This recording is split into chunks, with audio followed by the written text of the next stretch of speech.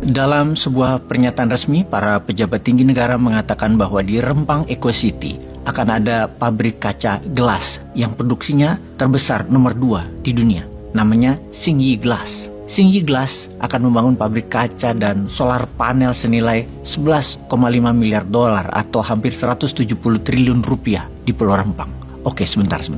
Bukannya PT Xingyi Glass Indonesia juga sudah membangun pabrik kaca senilai 700 juta dolar tahun lalu di Gresik Industrial Park yang progresnya juga belum ada kejelasan atau malah akan pindah ke Rempang.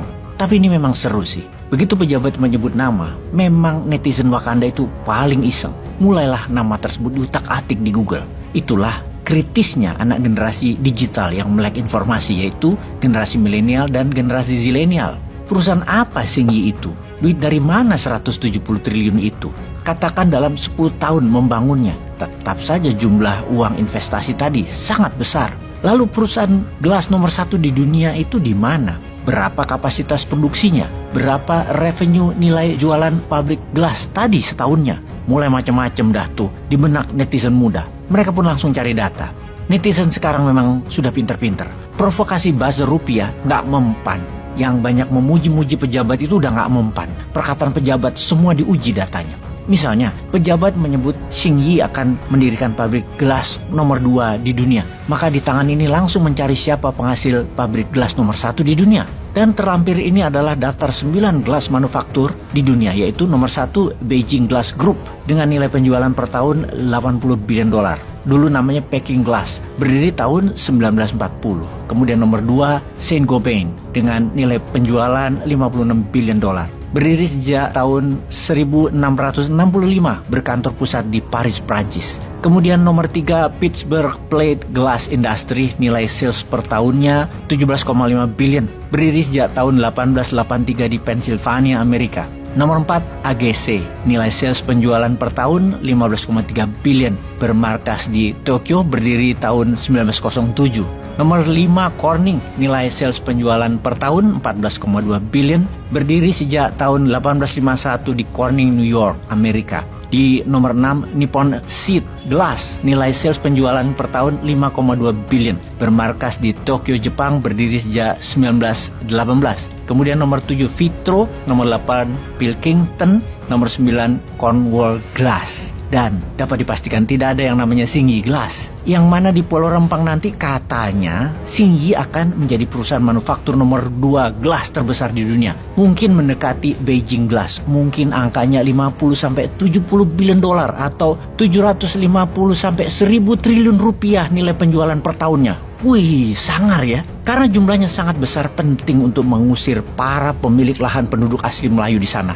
Cuan besar, Bo. Rakyat Melayu di sana piting aja. Kemudian pejabat menyebut nama perusahaan, yaitu sekali lagi nama Xingyi Glass. Langsung tangan ini pencet data di Google, melihat laporan pembukuan Xingyi, perusahaan yang terdaftar di bursa Hong Kong itu. Dan data semua terbuka. Maka timbullah pertanyaan, masuk akalkah nilai uang 11,5 miliar dolar untuk dimiliki perusahaan yang berbasis di Hong Kong ini? Yang malah aneh, mengapa memilih Pulau Rempang yang masih greenfield, yang harus membangun banyak infrastruktur seperti pelabuhan, jalanan, dan sarana lainnya? Kalau kita baca Consolidated Financial Statement Xingyi Glass Holding Limited di annual reportnya tahun 2022 yang diaudit oleh EY, Ernst & Young, ternyata pabrik dan penjualan mereka sendiri tak sebesar omongan pejabat Indonesia. Nilai properti, plant, equipmentnya sebesar Hong Kong dolar 17,5 billion atau hanya 2,2 miliar dolar atau billion dolar Amerika, dengan sales revenue 3,4 billion dolar Amerika. Di mana segmen terbesarnya adalah 68% justru jualannya di Tiongkok, bukan di dunia. Pertanyaannya, jika memang benar Xingyi Glass mau investasi di Rempang senilai 11,5 billion dolar atau 170 triliun, itu salah sebut angka kali ya. Maksudnya 170 miliar rupiah atau hanya 11,5 juta dolar kali ya. Karena equity yang dibutuhkan 30% dari 11,5 miliar dolar itu setara 3,45 miliar dolar atau 3,4 billion dolar ya bahasa Indonesianya. Dari mana dana dibutuhkan? Karena dalam consolidated net cash flow mereka per 31 Desember 2022, Xingyi hanya punya 0,4 billion dolar atau hanya 41 juta dolar saja Dan dari mana menutupi kekurangan 3,04 miliar atau 3,4 billion dolar kekurangan equity tersebut? Itu pun kalau semua cashnya dipakai, ya kan nggak mungkin. Sepertinya perkataan pejabat tentang rencana pabrik gelas di Rembang Eco City patut dipertanyakan, karena pada setiap berita tidak ada satupun statement dari pihak Xingyi Glass tentang nilai 11,5 billion dolar ini.